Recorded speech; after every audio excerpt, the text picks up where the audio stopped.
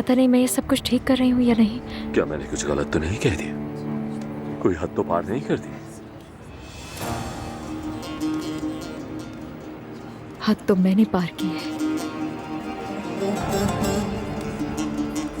आपके साथ यहाँ आकर मैं हामिद की याद की इस तरह बेहुरमती नहीं कर सकती। कॉफी के लिए बहुत शुक्रिया आपका।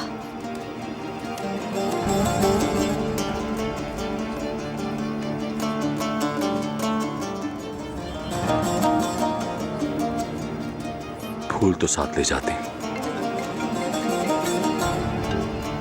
हेलो कैप्टन साहब, मुझे बहुत अफसोस है मगर एक गैर मामूली सूरत हाल है। मैं यहाँ दफ्तर में मामलात संभालने की कोशिश कर रहा हूँ। जी हाँ, आपके ऑफिस। उम्मीद है कोई मसला नहीं होगा इंशाल्लाह।